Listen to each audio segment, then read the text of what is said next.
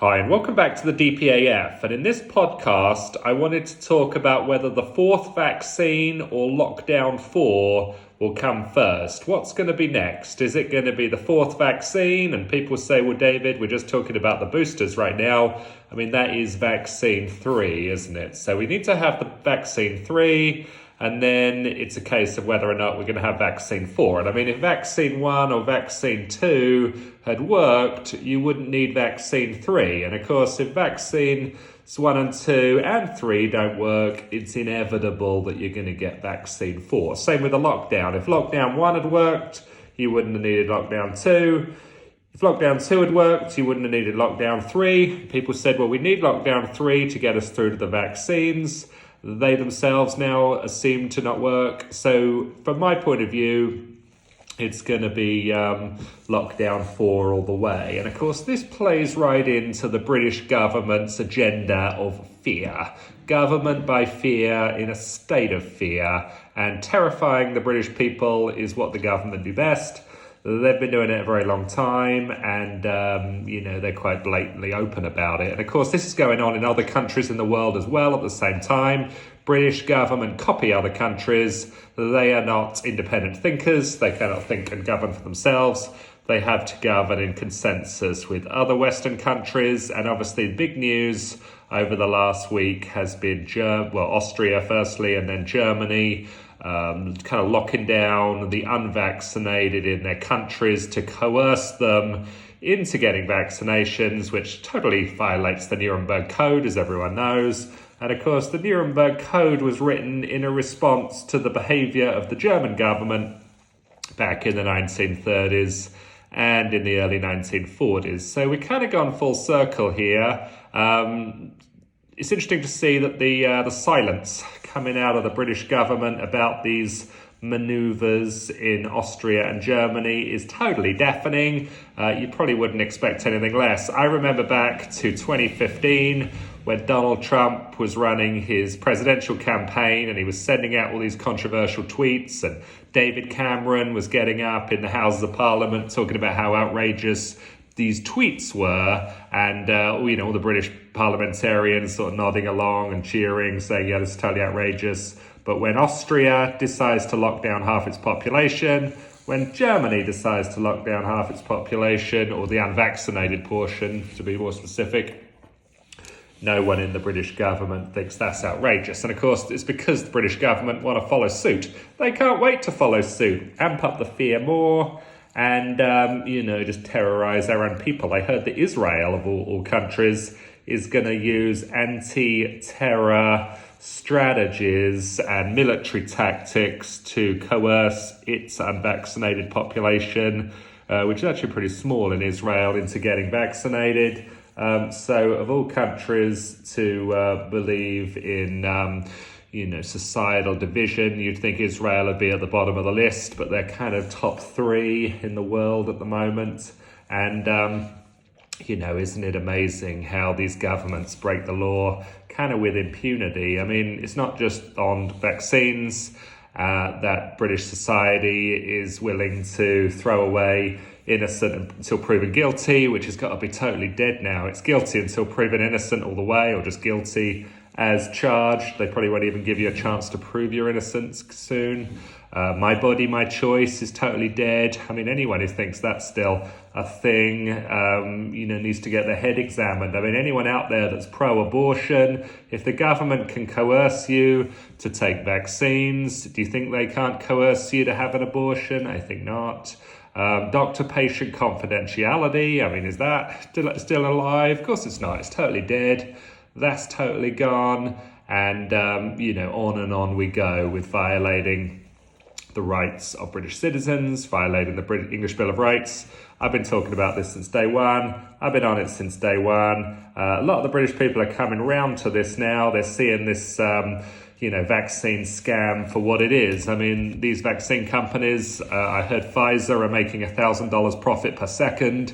If you're going to make those kind of profits with a solution to a problem, you got to have the problem to start with. And that's where people like Peter Daszak, the British guy who was running the lab in Wuhan, come in. We need people like them to release the virus so the vaccine or the pharmaceutical companies can come in and attempt to solve the problem. But of course, they don't want to solve the problem. They want to perpetuate the problem and profit from at the same time. We have tomorrow's taxpayers on the hook to pay pharmaceutical companies today. And of course, it's tomorrow's taxpayers that can't agree to all this outrageous spending. We have a Chancellor of the Exchequer that believes in debt slavery. Nothing criminal about that. We've got Peter Daszak in the Wuhan lab releasing a virus. Nothing criminal about that. We've got governments in Europe locking down half its population, or the unvaccinated portion, in total violation of equal justice under the law. No one in Britain's got a problem with that. But then we do want to start criminalising wolf whistling. That's a sort of a story that was in the British news this week. We're going to start criminalising wolf whistling to make women feel better. That's where we draw the line. We can rack up trillions in debt. We can divide our population. We can lock down our, portion of our population, violate lots of different laws, international laws, the whole justification for fighting the Second World War, really. But if it's wolf whistling, no, we're gonna draw the line there. So, it's total blatant double standards across the board.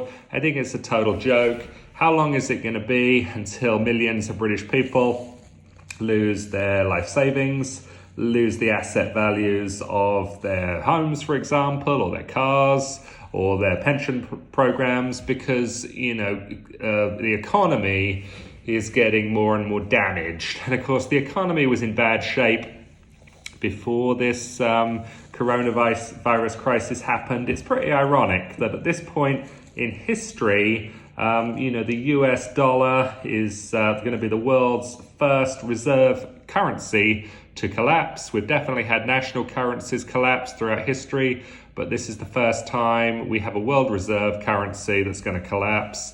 It's going to take the British pound with it, obviously. And, it's the same first time in history we've locked down the entire planet. And no one thinks these two events are remotely connected, when, of course, they're two sides of the same coin. The government want to have political cover for financial mismanagement, and they're using the coronavirus to do that. And of course, Prince Charles pretty much confirmed all this when he said that the coronavirus was an opportunity we'd never thought we'd have, and we might not have again. He's absolutely ecstatic about the coronavirus lockdown program. He thinks it's the greatest thing ever. And, I think a lot of British people need to look at this and, make alternative arrangements. I mean, it's Western indebted nations that are looking to lock down the unvaccinated part of their countries. And of course, even if you are vaccinated, if you've had vaccine 1, 2 or 3, you're about to be reset back to unvaccinated status. If you refuse to take vaccine 4, you'll be going into lockdown 4. So once you open up the floodgates for lockdown 1, which is what I said at the time, it's a very, very, very, very, very slippery slope to tyranny. And once you start violating any of the English Bill of Rights, it's not going to be long before all of them are completely eviscerated. And it's not taken that long. I mean, it's only 18 months down the line. We had 2 weeks or 3 weeks to flatten the curve. And 18 months later, we have fewer and fewer rights all the time. British parliamentarians that are there to defend the freedoms of the British people are there voting away their rights as parliamentarians and patting themselves on the back as they do it. So I think it's a total and complete joke. I think leaving the country is an option for people. I have moved over to the country of Georgia. It's a great place. There have been some restrictions over here, which I regret to inform people, but you got to be honest. But of course, the debt of the country of Georgia is peanuts compared to the debt of the country of Great Britain. And, taxes as a result are much, much, much less. Cost of living as a result is much, much, much less.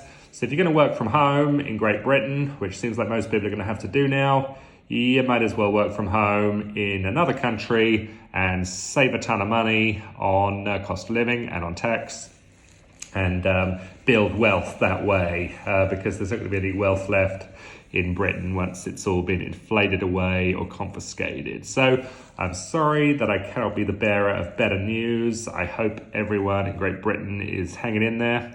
Appreciate very much people listening to these videos of mine, and definitely bringing more of these as we go further into the Christmas period. So thanks a lot for listening. Please subscribe to the channel if you haven't already, and we'll talk to you soon.